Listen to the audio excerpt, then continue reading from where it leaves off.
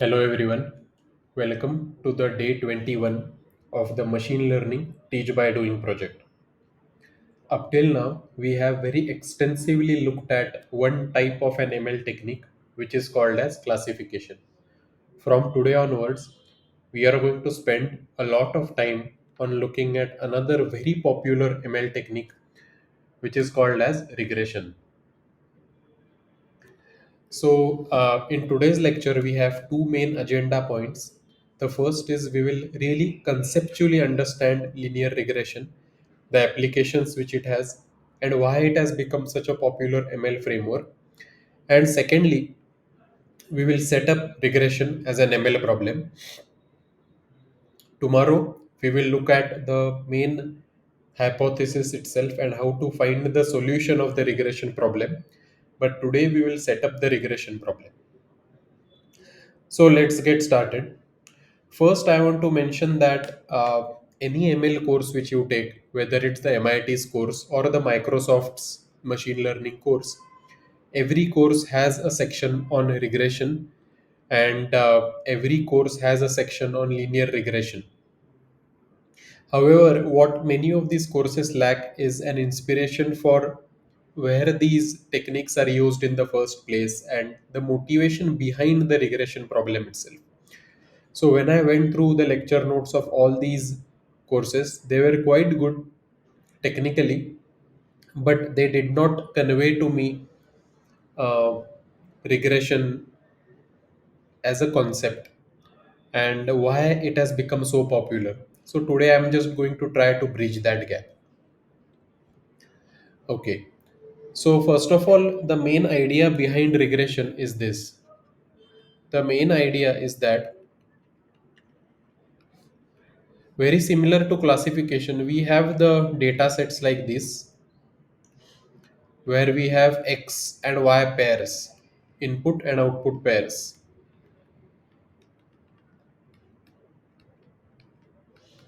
So here the xi is my input, and this can be in any dimension space. It can be in one dimension, two dimension, or even higher dimensions. And the yi is my output. The difference from the case of classification is that this output value in the case of regression takes a continuous value. Remember, in a classification, the output value always took discrete either of one or two values, either plus one, minus one, one, zero, etc. In the regression, the output value takes continuous value. And one more thing which is very important is instead of classifying, which we did in the classification algorithms, the main word which we will use again and again in the regression task is that we will predict. Prediction is the main key and is the main function of regression methods. And that's why they have gained so much popularity. If you think all around you, prediction tasks are everywhere. So, weather forecasting requires you to predict what the weather of the future days would look like. Then, stock price is a perfect example of predicting whether the stock will grow or the stock will fall. Then, let's say, consider all the delivery apps such as Zomato, Blinkit, Swiggy, etc. You need to forecast the demands of the customer. You need to forecast the need of the customer, and you need to allocate resources accordingly. So, demand forecasting is a very crucial task which need to be done in the supply chain industry. For that, regression models are extremely useful. In fact, everywhere which you look, all the sectors, ML has really enabled us to predict outcomes, to predict results. And that's why regression has become so popular. So all of these are the applications of regression. Okay, now before going into setting up the regression as a machine learning framework, I want to conceptually explain to you where the idea of regression essentially comes from. So to do that, I will take a case study which we ourselves have encountered. So we typically visit schools to teach machine learning to teachers, right? And this is the case study where we taught regression to teachers. So this case study is based on our own experience of visiting schools and looking at the marks of the students. And then one school wanted us to come up with an ML model where we can predict the marks of student based on some parameters which they gave us. So in this case study, we just narrowed down that problem to a very simple case and we presented it to teachers. And we wanted to understand their reaction. But this also serves like a great way to understand about regression in the first place. Okay, so here's the problem itself. Imagine that you have a bunch of students and you're collecting their marks. Okay, uh, so first, let's say you only have one student who has studied for 4 hours and he or she has obtained 33 percentage marks, which has been shown in the graph. The question which we ask teachers is that imagine there is another student now who studied for 7 hours. Can you predict their percentage marks? We provided no other information to this teacher, to this group of teachers, and we just asked this question. In fact, even you who are watching this video, try to think of the answer. Can you predict the percentage mark for another student who has, let's say, studied for 7 hours? So here are the predictions made by teachers. They ranged from 50 to 55 to 60 to 90. So a big range of predictions. It turned out that when we measured the percentage marks for the student who studied for 7 hours, he had obtained 58 percentage marks. And that is shown as the second data point over here. Now comes the next question which we asked the teachers. Consider a third student who studied for 8 hours. Can you predict their percentage marks? Now you have two data points. Here you can see the teacher's predictions. It still varied from 60 to around 80. But many were able to now start visualize things in the plot and able to make predictions. So okay, it turned out that the third student who studied for 8 hours actually had 67 percentage marks. That's fine. Now what we gave to the teachers was, now let's say you have five data points as shown in the figure, of students who have studied for 4, 7, 8, 5, and 9 hours, and their percentage marks have also been plotted here. Now we told them, consider a sixth student who studied for 10 hours. Can you predict the percentage marks of this student? Look at the responses which the teachers gave. All the responses now lie in a closer range, right, compared to when the teachers had lower data points. All the responses now lie in the range of 82 to 90, which is a much closer range. This indicated that the confidence of the teacher's prediction was increasing. They were somehow able to look at this graph and predict the marks of a student who studied for 10 hours. So it turned out that the sixth student who studied for 10 hours actually had obtained 83 percentage marks. And many teachers were close, actually very close based on their prediction. Then we asked the final question to the teacher that now imagine you have data points for six students and consider a seventh student who studied for 12 hours. Can you predict the percentage marks of this seventh student? Now look at the responses of these teachers. All the responses were extremely close from a range of 96 to 99. Teachers were extremely confident in their predictions and almost everyone got it right. The seventh student had actually obtained 100 percentage marks. Did you see what was happening as more and more training data was provided to the students, to the teachers rather? As more and more training data was provided to the teachers, the accuracy of the teacher's prediction increased with the number of data points. So first of all, this explains the importance of training data for any ML model. Second, it really illustrates that if you are given 6 points, somehow mentally our mind does something so that we can predict the percentage for 12 for someone who studied for 12 hours. In fact, I'm quite confident that if you are given these 6 points as training data, you can take any other point and predict the percentage marks of the students. How is that? It's because in your mind you are constructing a model. You think that these points are actually arranged in kind of a straight line, right? So there must be a straight line passing through these points. And so if I give you any other input, you are able to predict the percentage marks. This is exactly what linear regression does. Linear regression is a machine learning model which predicts the best linear line which goes through the points in two dimensions. In three dimensions, it's a plane, and in higher dimensions, it may be other surfaces. But that's exactly what linear regression does in two dimensions. And human minds can grasp it. Human minds can really grasp the intuition behind linear regression for two dimensions, as we just saw from this example. Just mentally looking at these 6 points, our mind was able to come up that the best algorithm is a straight line, and now you are able to predict the percentage marks for any given hours of study.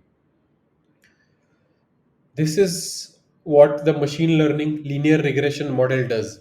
It fits a straight line through the data points so that we can predict the output for any given input. That's the main purpose of linear regression ML models. If you are given any input, you should be able to predict the output based on the training data which is provided to you. So the training data is very much different from the model. The training data are these circular dots, and the model is the straight line which connects these dots. So then your question would be, if humans are so good at linear regression, why do we need AI in the first place? Well, humans are only good if we have two variables. The moment I give you more variables, and we also tested this with teachers, the moment we come closer to real life, there would be more variables such as sleep hours of the student, the practice exams, etc., which all influence the performance. So now we ask the students that, or now we ask the teacher that, let's say you have the data point of five students who studied for these many hours and the percentage marks. Consider another student who studied for 10 hours. What do you think the percentage marks for this student would be? What many teachers did is that they just looked at the graph of percentage marks and hours of study, and they saw that this trend was increasing. So for the student who studied for 10 hours, they predicted 100 percentage mark. Look at these predictions here. But it turned out that for that particular student, actually the percentage marks had decreased. And the reason is because the students had, that particular student had slept for a very low amount of time, and that's why their percentage marks decreased.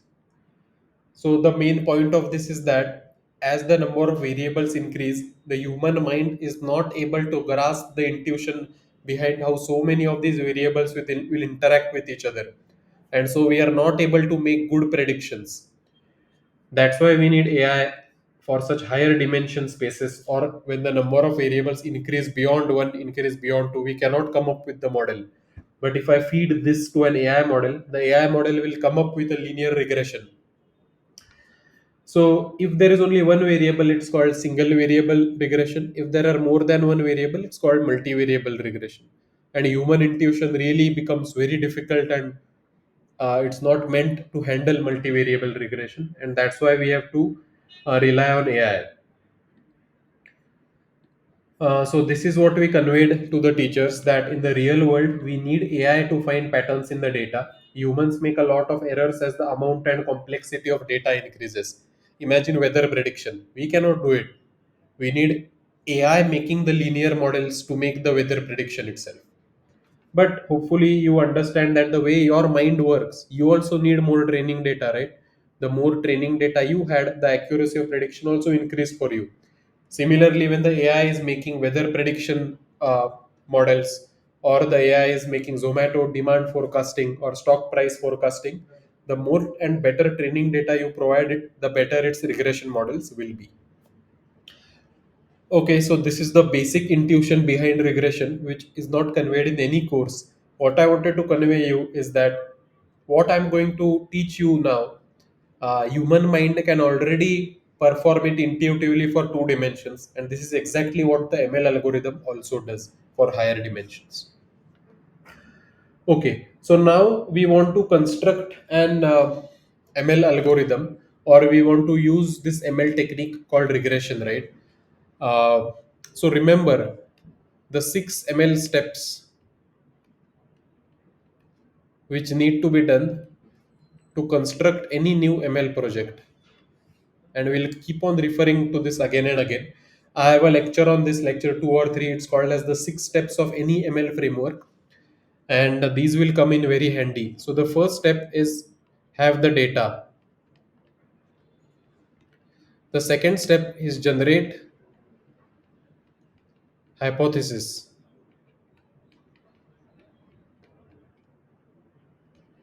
The third step is define a loss function. The fourth step is find the best algorithm through optimization. I'll briefly touch upon this step again. So this is step 3, this is step 4. Step 5 is run that algorithm. This is step 5. And step 6 is validate your results using testing data. This is step number 6. Step number 4 is basically what we saw, that what modern machine learning really is converting the problem into an optimization problem, like what we did for logistic regression. You remember in the last lecture we generated the cross entropy loss, the sigmoid hypothesis function, and we formulated an optimization problem based on the loss function, and then we optimized the theta which best separates the data using gradient descent, correct? But at the regression we are not yet here. So let's say we have the data in place, let's say the first part is done. Okay, uh, we now need to do the part number 2, which is generating the hypothesis, and we also need to do part number 3, which is defining the loss function. So let us do those parts. So second step is define the hypothesis for linear regression.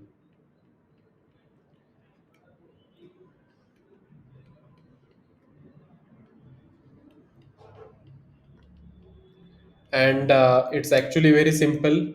The hypothesis is that it's just going to be a straight line, right? So if I define the hypothesis as h, um,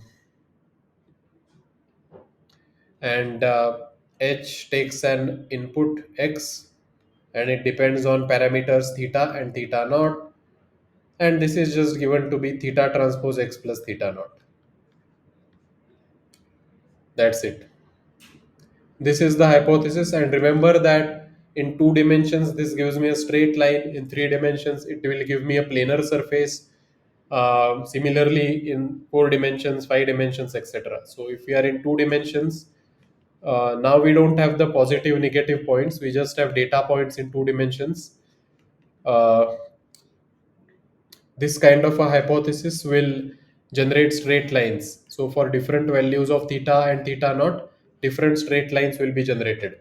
So if we look at a particular straight line, its equation will look like theta 1 x1 plus theta 2 x2 plus theta naught is equal to 0, right? But in the case of linear regression, this is written as y is equal to theta 1 x1 plus 0. So the nomenclature is a bit different. In classification, we wrote these type of straight lines, but in regression, we are going to write it as this. So the theta won't have theta 1 and theta 2 as variables, but the theta vector will just be, uh, so it will be theta 1, and the bias term will be, so this will be theta naught, theta naught. So then the hypothesis will be y is equal to theta 1 x1 plus theta naught in 2 dimensions here. Remember that in classification, we always added a sign function to it or a sigmoid function to convert it to 1 and 0 or plus 1 and minus 1. But we don't need to be doing any of that in regression because y will just take continuous values. So now that we have defined the hypothesis, the third step which we will need to do is define the loss function. And you remember in the case of classification, we had an entire lecture devoted to defining the cross entropy loss function, right?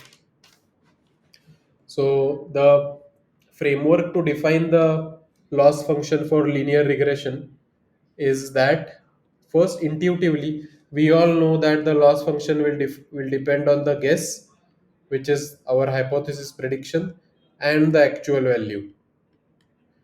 Correct? And in the case of linear regression, it's actually very simple. The loss function is just guess minus actual square. That's it.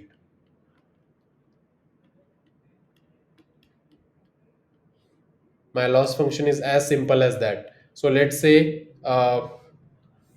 if these are my data points, and if this is my classifier, or I shouldn't even use the word classifier now, this is my linear regression hypothesis.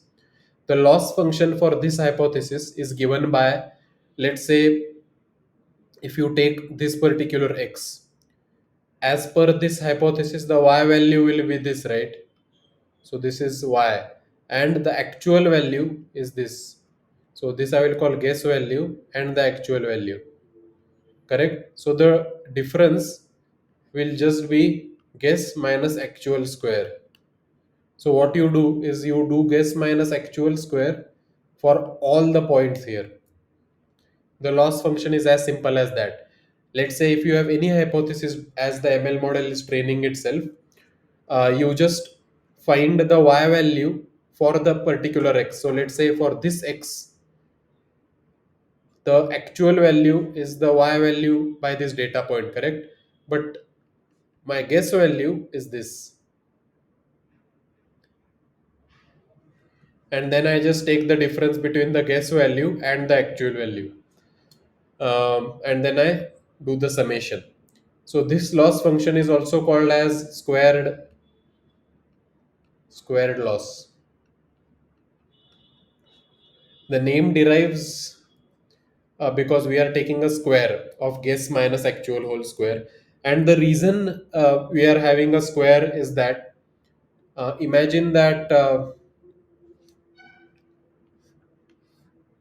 there are 2 points, this, and my loss function, or rather my hypothesis, is here.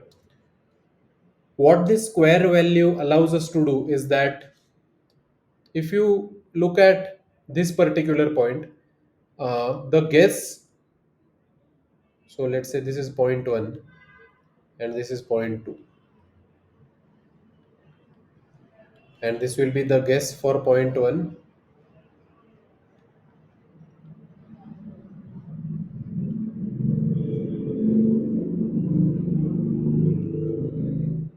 and this will be the guess for point 2.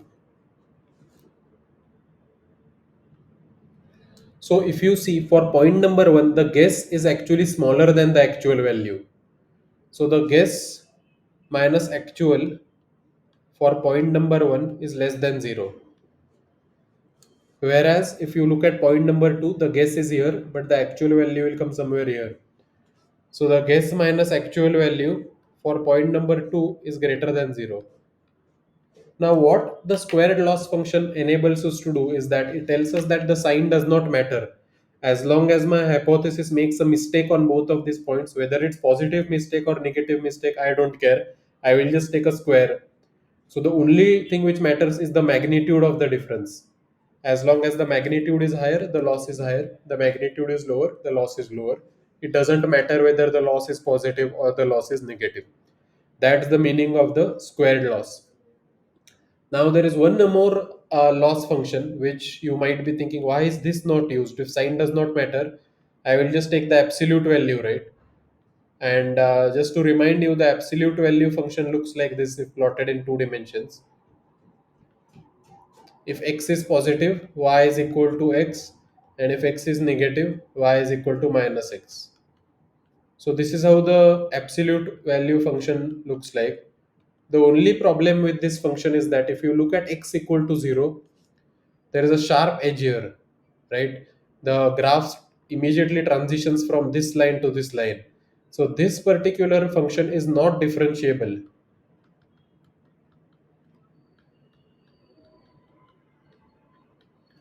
Not differentiable at x equal to 0. So now let us compare the absolute value function and the squared loss function. So the absolute value function looks something like this. But the squared loss function, if you plot it, it actually looks something like this. Let me plot it nicely. It actually looks something like this. So it is smooth at x equal to 0, which means that it is continuous and it is differentiable at x equal to 0. So you remember that in optimization, when we move to step number 4 to find the best algorithm through optimization, we'll need to take gradients. And hence we will need functions which are differentiable. And that's why the squared loss is more preferred. Absolute value is also used somewhere. It's not like this is not used anywhere. I'll also show later in this course where all this is used, but it's just not differentiable, and hence it does not have the properties which the squared loss has. Now we have defined the hypothesis, which is fairly simple. Y is equal to theta transpose x plus theta naught. So in two dimensions it will just look like theta 1 x1 plus theta naught. The loss function is just guess minus actual square, which is called as squared loss. Now we are actually ready to move to the part number 4, which is finding the algorithm. Part number 4 is finding the algorithm. So in this part, what we will have to do is find the hypothesis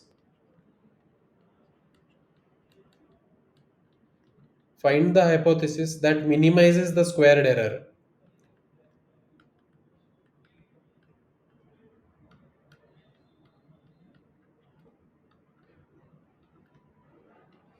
This is what we'll do. This is exactly what we did in the logistic loss also. Now that we have defined this loss function, we need to find the hypothesis from our hypothesis class, or we need to find the values of theta and theta naught which minimize this loss function. And the method which is employed for doing this is typically called as the ordinary least squares method. Ordinary least squares. And the reason is called as least square is because we are minimizing the square loss. So this algorithm which we are going to now look at is called as ordinary least square, or this method is called as the ordinary least square. So this actually involves a fair amount of detailing, where we will look at not just the mathematical proof of this algorithm, but as is the case with this course, we'll look at a very detailed hands-on example to explain how the ordinary least square algorithm actually works from scratch. So we will be looking at this in the next lecture. This lecture, I don't want to introduce too much mathematics because I want to leave you with the core foundations for why regression actually works, how human beings are capable of implementing regression, but only in one or two dimensions, and how or why rather we need AI to work on the regression models when we move to higher dimensions, because it does not fit in the intuitive capacity of human beings. We also looked at the ML steps for the regression. We looked at data, which let's say we already have, and look something like this. Data will have the X, which is input, and it will have output.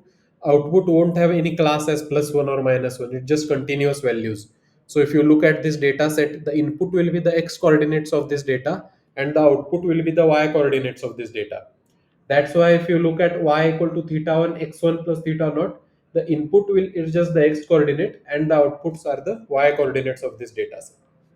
So the hypothesis, which is the second step, is h equal to theta transpose x plus theta naught. So in this two-dimension case, it will look like y is equal to theta 1 x1 plus theta naught. This is a bit different from the nomenclature we used in classification, theta 1 x1 plus theta 2 x2 plus theta naught equal to 0, because here the y was just +1 or -1. But now the y is in the data set itself. Y is equal to theta 1 x1 plus theta naught. That's why we just need to change the nomenclature a bit. Thirdly, in step number 3, we actually defined the loss function, and we looked at the square loss function, which is just the difference between the guess and the actual whole square. So let's say these five are my data points.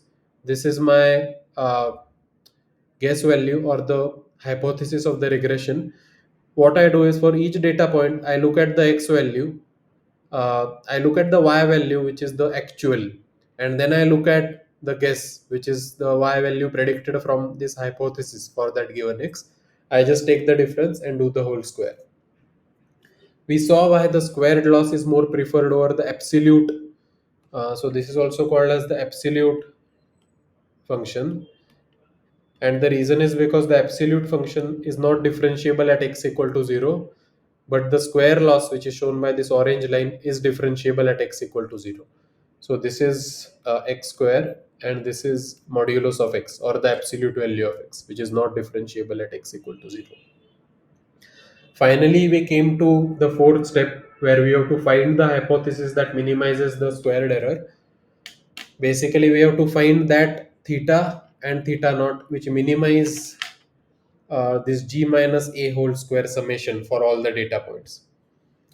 And we saw that this algorithm has a name. It's called as ordinary least square, because we are minimizing the square loss. And we'll look at this in a lot of detail in the next lecture. So stay tuned for the next lecture on regression. As always, the lecture notes have been made for this particular lecture, and they will be uploaded in the information section.